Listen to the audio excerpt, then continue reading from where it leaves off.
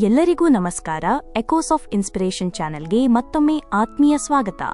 ನಾವು ಒಬ್ಬ ವ್ಯಕ್ತಿಯನ್ನು ಅಪರಾಧಿ ಎಂದು ಲೇಬಲ್ ಮಾಡಿದಾಗ ಆತನ ಜೀವನ ಅಲ್ಲಿಗೆ ಮುಗಿದು ಹೋಗುತ್ತದೆ ಎಂದು ಭಾವಿಸುತ್ತೇವೆ.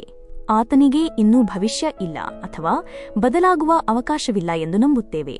ಆದರೆ ಮನುಷ್ಯನ ಮನಸ್ಸಿನಲ್ಲಿ ಅಡಗಿರುವ ಒಳ್ಳೆಯತನವನ್ನು ಕಂಡುಕೊಳ್ಳಲು ಕೆಲವೊಮ್ಮೆ ಕಠಿಣ ಪರಿಸ್ಥಿತಿಗಳು ಬೇಕಾಗಬಹುದು. ಇಂದು ನಾವು ನಿಮಗೆ ಒಬ್ಬ ಅಪರಾಧಿ ಹೇಗೆ ಕಲೆಯ ಮೂಲಕ ತನ್ನ ಬದುಕಿಗೆ ಹೊಸ ಅರ್ಥವನ್ನು ಕಂಡುಕೊಂಡನು ಎಂಬುದರ ಅಸಾಧಾರಣ ಕಥೆಯನ್ನು ಹೇಳುತ್ತಿದ್ದೇವೆ. ಇದು ಸತ್ಯ ಎಂಬ ಯುವಕನ ಕಥೆ. ಸತ್ಯ ತನ್ನ ಜೀವನದಲ್ಲಿ ತಪ್ಪುದಾರಿಯನ್ನು ಹಿಡಿದು ಸಣ್ಣಪುಟ್ಟ ಅಪರಾಧಗಳನ್ನು ಮಾಡಿ ಕೊನೆಗೆ ಒಂದು ದೊಡ್ಡ ತಪ್ಪಿಗಾಗಿ ಜೈಲು ಸೇರುತ್ತಾನೆ.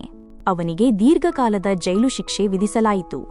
ಜೈಲು ಅವನಿಗೆ ಒಂದು ನಿರ್ಜೀವ, ಭಾವನಾತ್ಮಕವಾಗಿ ಕತ್ತಲೆಯ ಸ್ಥಳವಾಗಿತ್ತು.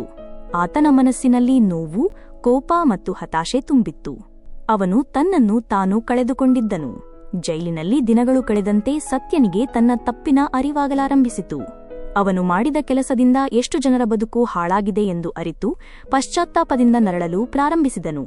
ಅವನು ಇತರ ಕೈದಿಗಳಂತೆ ಜಗಳವಾಡದೆ ಒಂಟಿಯಾಗಿ ಒಂದು ಮೂಲೆಯಲ್ಲಿ ಕುಳಿತುಕೊಳ್ಳುತ್ತಿದ್ದನು.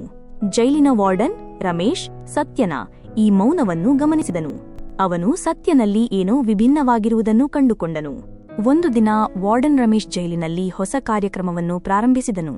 ಕೈದಿಗಳಿಗೆ ವಿವಿಧ ಕಲೆಗಳನ್ನು ಕಲಿಯಲು ಅವಕಾಶ ನೀಡಲಾಯಿತು. ಚಿತ್ರಕಲೆ, ಮರಗೆಲಸ, ಸಂಗೀತ, ಹೀಗೆ ಹಲವು ಆಯ್ಕೆಗಳಿದ್ದವು.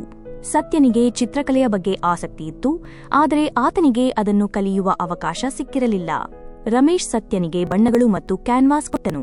ಇದನ್ನು ಪ್ರಯತ್ನಿಸು, ನಿನ್ನ ನೋವನ್ನು ಇದರಲ್ಲಿ ವ್ಯಕ್ತಪಡಿಸು ಎಂದು ಹೇಳಿದನು. ಸತ್ಯ ಮೊದಲು ಹಿಂಜರಿದರೂ ನಂತರ ಬಣ್ಣಗಳನ್ನು ಹಿಡಿದು ಕುಳಿತನು. ಅವನ ಮೊದಲ ಚಿತ್ರ ಜೈಲಿನ ಕೋಣೆಯೊಳಗಿನ ಕತ್ತಲೆಯಾಗಿತ್ತು. ಅದು ಅವನ ಮನಸ್ಸಿನ ಕನ್ನಡಿಯಂತೆ ಇತ್ತು. ಆ ನಂತರ ಅವನು ತನ್ನ ಮನಸ್ಸಿನಲ್ಲಿದ್ದ ದುಃಖ, ಭಯ ಮತ್ತು ಏಕಾಂಗಿತನವನ್ನು ಬಣ್ಣಗಳ ಮೂಲಕ ವ್ಯಕ್ತಪಡಿಸಲು ಪ್ರಾರಂಭಿಸಿದನು. ಅವನು ತನ್ನ ನೋವನ್ನು ಚಿತ್ರಿಸುವಾಗ ಅವನಿಗೆ ಒಂದು ರೀತಿಯಲ್ಲಿ ಶಾಂತಿ ಸಿಗುತ್ತಿತ್ತು. ಬಣ್ಣಗಳು ಅವನ ಮನಸ್ಸಿನಲ್ಲಿ ಒಂದು ಬಗೆಯ ಮುಕ್ತಿ ನೀಡಿದವು. ಸತ್ಯನ ಚಿತ್ರಗಳು ಅತ್ಯಂತ ಭಾವನಾತ್ಮಕವಾಗಿ, ಹೃದಯಸ್ಪರ್ಶಿಯಾಗಿ ಇರುತ್ತಿದ್ದವು. ಅವನ ಚಿತ್ರಗಳನ್ನು ನೋಡಿದ ಇತರ ಕೈದಿಗಳು ಕೂಡ ಆಶ್ಚರ್ಯಚಕಿತರಾದರು. ಅವರು ಸತ್ಯನ ಬಳಿ ಬಂದು, ನಮಗೂ ಕಲೆ ಕಲಿಸು ಎಂದು ಕೇಳಿದರು. ಸತ್ಯ ಇತರ ಕೈದಿಗಳಿಗೂ ಚಿತ್ರಕಲೆ ಕಲಿಸಲು ಪ್ರಾರಂಭಿಸಿದನು. ಕಲೆ ಅವರಿಗೆ ತಮ್ಮ ನೋವನ್ನು ಮರೆತು ಹೊಸ ಭರವಸೆಯನ್ನು ಕಾಣಲು ಸಹಾಯ ಮಾಡಿತು. ಜೈಲಿನ ಕತ್ತಲೆಯ ಗೋಡೆಗಳು ಬಣ್ಣಗಳಿಂದ ತುಂಬಿದವು. ಪ್ರತಿಯೊಂದು ಗೋಡೆಯ ಮೇಲೂ ಒಂದು ಕಥೆ ಹೇಳುವ ಚಿತ್ರಗಳು ಮೂಡಿದವು. ಹಲವು ವರ್ಷಗಳ ನಂತರ ಸತ್ಯನಿಗೆ ಬಿಡುಗಡೆ ಸಿಕ್ಕಿತು. ಅವನು ಜೈಲಿನಿಂದ ಹೊರಬಂದಾಗ ಅವನು ಹೊರಗಿನ ಜಗತ್ತನ್ನು ನೋಡಿದ. ಅವನ ಹಳೆಯ ಸ್ನೇಹಿತರು ಯಾರೂ ಇರಲಿಲ್ಲ. ಸಮಾಜವು ಅವನನ್ನು ಒಪ್ಪಿಕೊಳ್ಳಲು ಸಿದ್ಧವಾಗಿರಲಿಲ್ಲ. ಆದರೆ ಸತ್ಯ ತನ್ನ ಕಲೆಯನ್ನು ಕೈಬಿಡಲಿಲ್ಲ. ಅವನು ನಗರದ ಪಾರ್ಕ್ಗಳಲ್ಲಿ ಕುಳಿತು ಚಿತ್ರಗಳನ್ನು ಬಿಡಿಸಲು ಪ್ರಾರಂಭಿಸಿದ.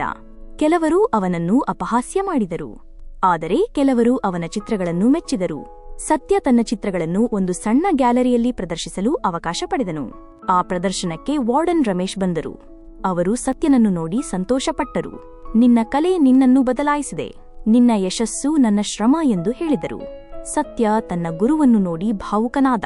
ಆ ಪ್ರದರ್ಶನದಲ್ಲಿ ಒಬ್ಬ ದೊಡ್ಡ ಕಲಾ ವಿಮರ್ಶಕ ಸತ್ಯನ ಚಿತ್ರಗಳನ್ನು ಮೆಚ್ಚಿ ಒಂದು ದೊಡ್ಡ ಪ್ರಶಸ್ತಿ ನೀಡಲು ನಿರ್ಧರಿಸಿದರು. ಸತ್ಯ ಆ ಪ್ರಶಸ್ತಿಯನ್ನು ಸ್ವೀಕರಿಸುವಾಗ, ನಾನು ಇಲ್ಲಿಯವರೆಗೆ ಬಂದರೆ ಅದು ನನ್ನ ಮನಸ್ಸಿನಲ್ಲಿ ಮೂಡಿದ ಪಶ್ಚಾತ್ತಾಪ ಮತ್ತು ನನ್ನನ್ನು ನಂಬಿದ ಗುರುಗಳ ಸಹಾಯದಿಂದ. ನಿಜವಾದ ಸ್ವಾತಂತ್ರ್ಯ ಜೈಲಿನ ಹೊರಗಲ್ಲ, ಅದು ನಮ್ಮ ಮನಸ್ಸಿನ ಒಳಗಿದೆ ಎಂದು ಹೇಳಿದನು. ಸತ್ಯ ಈಗ ಒಬ್ಬ ಪ್ರಸಿದ್ಧ ಕಲಾವಿದ. ಅವನು ಜೈಲಿನ ಕೈದಿಗಳಿಗೆ ಕಲೆಯ ಮಹತ್ವದ ಬಗ್ಗೆ ಪಾಠ ಹೇಳಲು ಪ್ರಾರಂಭಿಸಿದನು. ತನ್ನ ತಪ್ಪುಗಳನ್ನು ಒಪ್ಪಿಕೊಂಡು ಅದನ್ನು ಸರಿಪಡಿಸಲು ಪ್ರಯತ್ನಿಸಿದ ಸತ್ಯ ಇಡೀ ಸಮಾಜಕ್ಕೆ ಒಂದು ಪಾಠವಾದನು. ಸತ್ಯನ ಕಥೆ ನಮಗೆ ಜೀವನದ ದೊಡ್ಡ ಪಾಠವನ್ನು ಕಲಿಸುತ್ತದೆ. ನೀವು ಎಷ್ಟೇ ದೊಡ್ಡ ತಪ್ಪು ಮಾಡಿದ್ದರೂ ಅದು ನಿಮ್ಮ ಜೀವನದ ಕೊನೆಯಲ್ಲ. ಪ್ರತಿಯೊಬ್ಬರಿಗೂ ಎರಡನೇ ಅವಕಾಶ ಇರುತ್ತದೆ. ಮುಖ್ಯವಾಗಿರುವುದು ಆ ಅವಕಾಶವನ್ನು ನೀವು ಹೇಗೆ ಬಳಸಿಕೊಳ್ಳುತ್ತೀರಿ ಎಂಬುದು. ನಮ್ಮೊಳಗಿರುವ ಸೃಜನಶೀಲತೆ ನಮ್ಮ ನೋವನ್ನು, ಹತಾಶೆಯನ್ನು ಗುಣಪಡಿಸುವ ಶಕ್ತಿಯನ್ನು ಹೊಂದಿದೆ. ನಮ್ಮನ್ನು ನಾವು ಒಪ್ಪಿಕೊಂಡು ನಮ್ಮ ತಪ್ಪುಗಳನ್ನು ಒಪ್ಪಿಕೊಂಡಾಗ ಮಾತ್ರ ನಾವು ನಿಜವಾದ ಶಾಂತಿಯನ್ನು ಕಂಡುಕೊಳ್ಳುತ್ತೇವೆ. ಈ ಕಥೆ ನಿಮ್ಮೆಲ್ಲರಿಗೂ ನಿಮ್ಮ ಜೀವನದ ಯಾವುದೇ ಪರಿಸ್ಥಿತಿಯಲ್ಲಿಯೂ ಧೈರ್ಯ ಮತ್ತು ಭರವಸೆಯನ್ನು ಕಂಡುಕೊಳ್ಳಲು ಸ್ಫೂರ್ತಿ ನೀಡಿದೆ ಎಂದು ಭಾವಿಸುತ್ತೇನೆ. ಜೀವನದಲ್ಲಿ ನೀವು ಮಾಡುವ ಪ್ರತಿಯೊಂದು ತಪ್ಪು ಕೂಡ ಒಂದು ಪಾಠ. ಆ ಪಾಠದಿಂದ ಕಲಿಯಿರಿ ಮತ್ತು ಮುಂದೆ ಸಾಗಿ. ಈ ವಿಡಿಯೋ ನಿಮಗೆ ಇಷ್ಟವಾಗಿದ್ದರೆ ದಯವಿಟ್ಟು ಲೈಕ್ ಮಾಡಿ, ನಿಮ್ಮ ಸ್ನೇಹಿತರು ಮತ್ತು ಕುಟುಂಬದವರೊಂದಿಗೆ ಹಂಚಿಕೊಳ್ಳಿ ಮತ್ತು ನಮ್ಮ ಎಕೋಸ್ ಆಫ್ ಇನ್ಸ್ಪಿರೇಷನ್ ಚಾನೆಲ್ಗೆ ಸಬ್ಸ್ಕ್ರೈಬ್ ಆಗುವುದನ್ನು ಮರೆಯಬೇಡಿ. ನಿಮ್ಮ ಪ್ರತಿಕ್ರಿಯೆಗಳು ನಮಗೆ ಸ್ಫೂರ್ತಿ. ಮುಂದಿನ ವಿಡಿಯೋದಲ್ಲಿ ಮತ್ತೊಂದು ಅದ್ಭುತ ಸ್ಫೂರ್ತಿದಾಯಕ ಕಥೆಯೊಂದಿಗೆ ನಿಮ್ಮನ್ನು ಭೇಟಿಯಾಗುತ್ತೇನೆ. ಅಲ್ಲಿಯವರೆಗೆ ಧನಾತ್ಮಕವಾಗಿರಿ, ಕಲಿಯುತ್ತಿರಿ. ಧನ್ಯವಾದಗಳು.